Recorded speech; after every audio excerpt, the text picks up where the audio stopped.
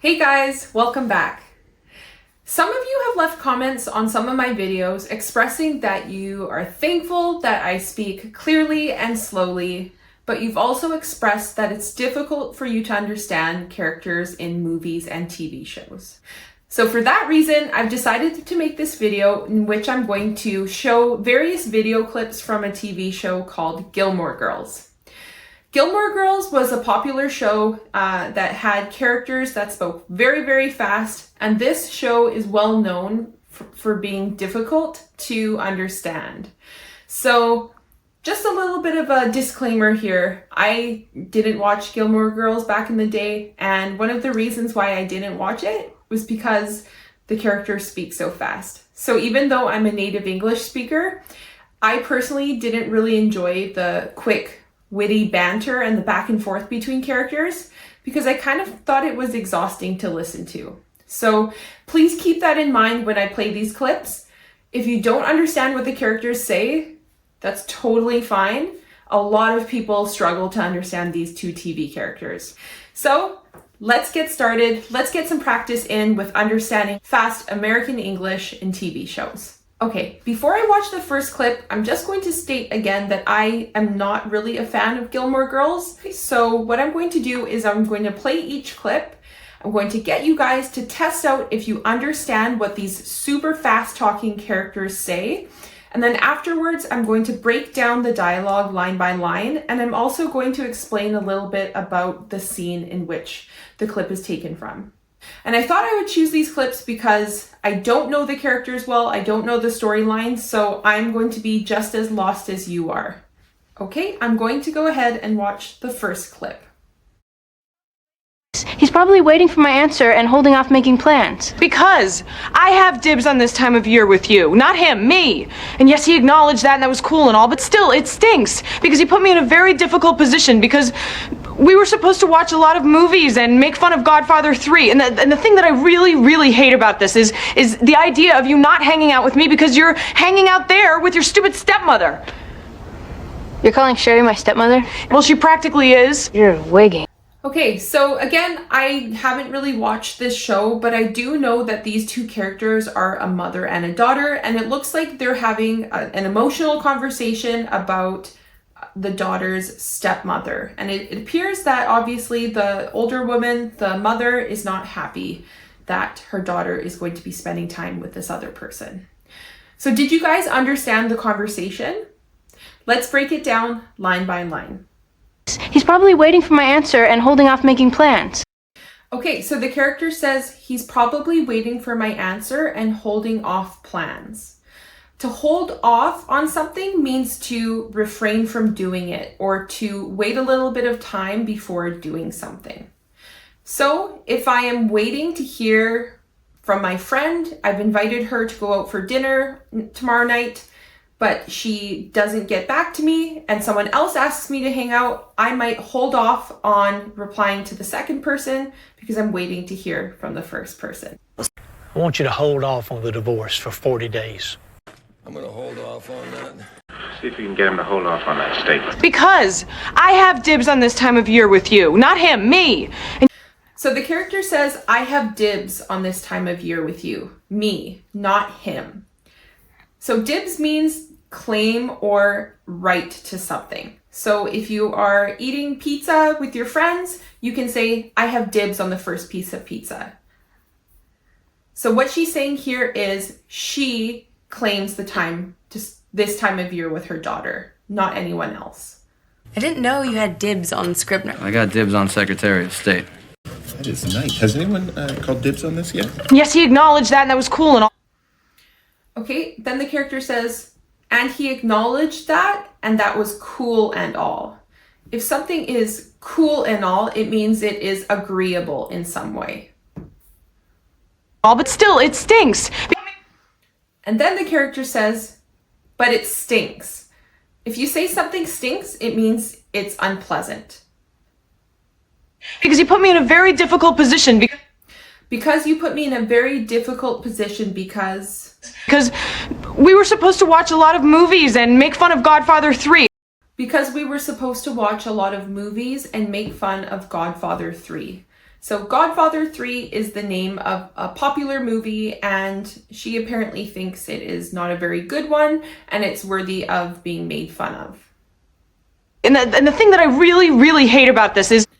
And the thing that I really, really hate about this is that.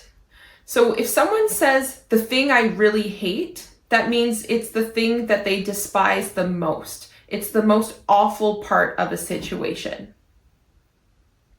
Is the idea of you not hanging out with me because you're hanging out there with your stupid stepmother.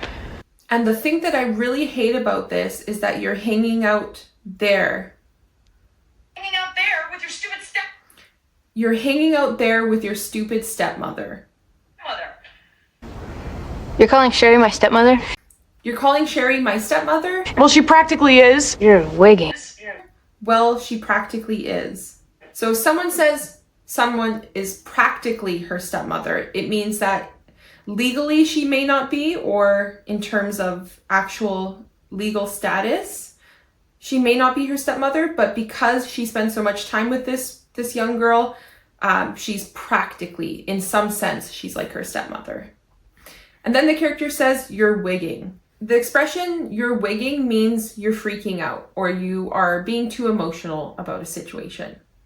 So now that I've broken this conversation down line by line, let's talk about what's happening here. So as you guys can tell, this seems to be a conversation about the daughter spending time with her father during a special time of year. Maybe it's Christmas, and the mother is upset because the daughter is going to be spending time with her father, who has a new partner, and this is the stepmother. So they're fighting about this. Let's go ahead and get some practice in with the second clip. That's weird. He's always weird. No, I mean, my premonitions have been about death, about my death. I don't want to hear this. And the thing is, they're all silly.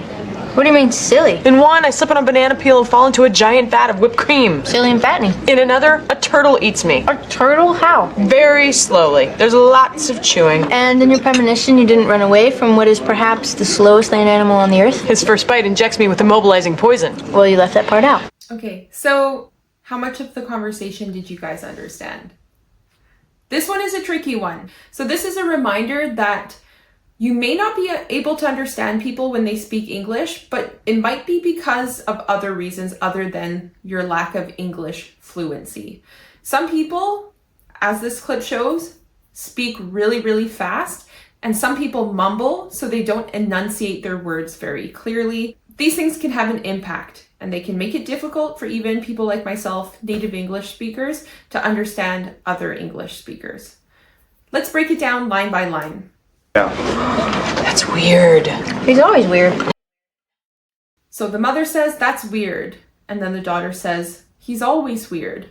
No, I mean, my premonitions have been about death, about my death. And then the mother says, no, my premonitions have been about death, my death. So a premonition is like it's like a message or some sort of dream or warning that something bad is going to happen. I don't want to hear this. And the daughter says, I don't want to hear this. The thing is, they're all silly. And the mother says, and they're all silly. All the premonitions are silly. So silly means nonsensical or not serious. What do you mean, silly? The daughter asks, what do you mean, silly? In one, I slip on a banana peel and fall into a giant vat of whipped cream. That was a super fast line. So the mother says, in one of them, I slip on a banana peel and fall into a vat of whipped cream. A banana peel is the covering of a banana. So in old movies and in video games, people slip on banana peels. They fall on a banana peel and they fall on their back. In this premonition, she slips on a banana peel and then she falls into what's called a vat. So a vat is like a giant container and it's filled with whipped cream. Whipped cream is something that we put on desserts. It's sweet and creamy and it's made of milk or cream. It's actually made of cream. Silly and fattening.